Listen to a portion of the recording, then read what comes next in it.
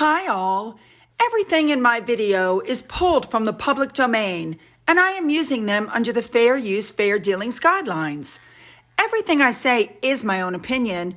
You should look into this information for yourselves, but I'm pretty sure I'm right. Good morning, everybody, and a happy Thursday morning. I hope your week is going well. We are over hump day. That's the best kind of day. As usual, we have a lot to cover. We're probably going to have to split it up. So this will be video 1 for today. Don't forget to see video 2 after you watch this. Let's just jump in and get there, shall we? Let's go. Now, I told you yesterday how Kate Middleton, the Princess of Wales, went to the music festival near her county home. Rose Hanbury, I believe is how you say it, is on her property. This is the one with the rumor about Rose and William, blah, blah, blah. And the Sussex squad said, oh, well, if Meghan went and there were no pictures and everybody thinks Meghan didn't go, then why are there no pictures of Catherine? Ta-da! As you can clearly see, a picture was snapped of Catherine in one of the tents at the music festival. She absolutely was there. Now, here's the funny part. The Sussex squad, in an attempt to make you believe that Meghan was at the Taylor Swift concert, put up these photos where they were photoshopped essentially Harry out to the side. Which, why not? Look how miserable he looks. But yes, these are the pictures from the basketball game. There's not one photo of Meghan at the Taylor Swift concert. Moving on.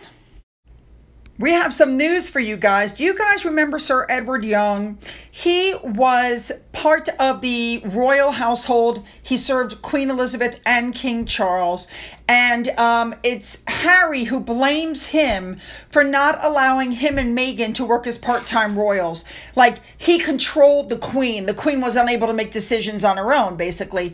And they also clashed over him, Harry, and Meghan having permanent tax-funded police protection in the UK. So he was given a peerage. He became Lord Young. He left the royal household after 19 years, okay? So his departure was expected after King Charles took over. Well, unbelievable news. The king appointed him to be a permanent lord-in-waiting to King Charles. So essentially, he is now a permanent fixture in King Charles's court.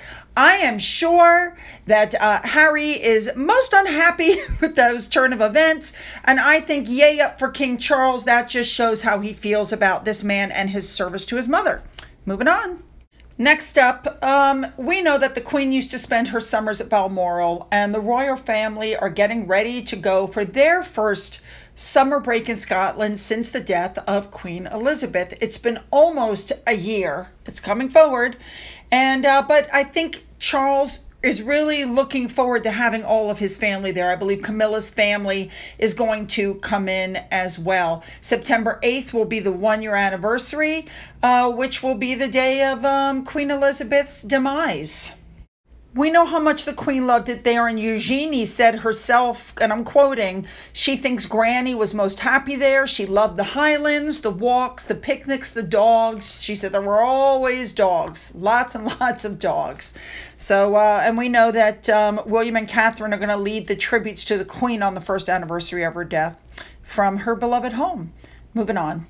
Next up, I just want to touch on this article. It's pretty obvious, but it's saying that Harry and Andrew have absolutely no way back to the royal family under King Charles because the British press has, quote, no appetite for their return. I got news for you. They got no way back under William either when William becomes king. There's absolutely no way that William would ever accept Harry back after everything he's done. It's just not going to happen. And Andrew, I think, knows that he's finished as well. All right, let's move on. King Charles sent a message to the Lioness because they won over Australia in the World Cup semi-finals. And things are looking good. Everybody's proud of them. Lots of praise. I think that's fabulous. All right, let's move on now. Next up, this just doesn't surprise me. Harry and Meghan did not wish Princess Anne, Harry's aunt, blood aunt, a happy birthday. But then they don't wish anybody in the family a happy birthday. Have you guys noticed that? They never wish anybody from the royal family a happy birthday, from the children all the way up. But yet, if the royal family doesn't acknowledge their birthday, then people go absolutely insane and say it's a snub and how horrible they are. It's a joke. But to be fair, I think the royal family is over them. We're going to cover that now. I think the royal family has had enough. Well, Neil Sean came out and said that, while he was in Tokyo playing polo, his HRH, which I previously reported to you, was removed from the website. And basically, according to Neil Sean, he was upset because he never actually thought that they would do it. According to Neil Sean, Harry feels this put a bad stamp on his visit. You know what I'm saying? He conveniently forgets about the things that he and Meghan put out, their own nasty PR pieces, while the royal family was working, especially when William and Catherine were going to events. Remember, they were in Boston and they put out their Invictus docu thing, and then they put out the trailer for Netflix, and then they put out a picture of Archie. I mean, they do the exact same thing. So as I said previously, the royal family has had enough and they've moved on. Too bad Harry can't move on. Let's go. Next story. Now, in the middle of all this, WME continues to put out puff pieces. Look how Harry and Meghan sweetly bake at home. What they're talking about is a clip from Netflix, a blink and you'll miss it clip. I doubt Meghan was actually baking anything. We all know they have a professional chef in the house. But those pieces aren't going to be enough to counter stuff like this. This is very interesting. Apparently, Harry and Meghan, right after their wedding, asked to live in Windsor Castle, and if living quarters could be made available. And the Queen deemed the request inappropriate, firmly rejected it, and gave them Frogmore Cottage, which was essentially in her own backyard, and put up her own privacy. And the Queen apparently said, "I hope they'll respect it." I'd have to say no, they didn't. Moving on. This story, especially after Oprah was found trying to enter the shelters in Hawaii where people had gone after they've lost everything. And she went with the camera crews, first with the BBC camera crew and then with her own CBS camera crew. And she was turned away because she was trying to get a photo op. The fact that she's now merching a leather crossbody bag is in such poor taste, I don't even know what to say.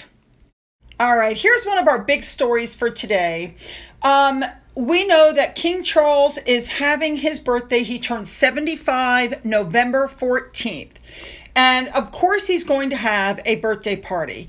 Now, the stories are coming out that Harry and Meghan are set to be invited to the party. But of course, as we also know, Harry is demanding an apology for Meghan. And he's basically, well, what the article is saying is, if he demands that apology, he's going to be told to get lost. And it's just not going to happen. Now, do I think he's going to be invited? No. I think the family's had enough of putting out invitation after invitation after invitation just to have Harry and Meghan turn around and say no. They say no to everything. So I think the family has had enough of putting the power in their hands. Now, the apology, according to one of the articles, is that Harry is furious about the way he and Meghan were treated during the Queen's Platinum Jubilee celebrations. I don't get that. They were invited. They chose not to attend, and they even left the country before everything was finished. So, I mean, I don't get it. Also, apparently, Charles would like to see the kids. But as I've told you before, those kids are like, I don't know how to explain. They're blackmail for Charles. If you don't give us what I want, you don't get to see the kids sort of behavior, which is why nobody has seen the children, which is why I think when William becomes king, he's going to rip those titles from them.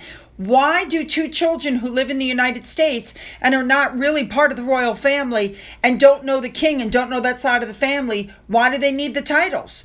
I think William's going to take matters into his own hands when he gets king. All right, you guys, that is the end of video number 1. You don't want to miss number 2. It's going to be even better. Come on with me. Let's go.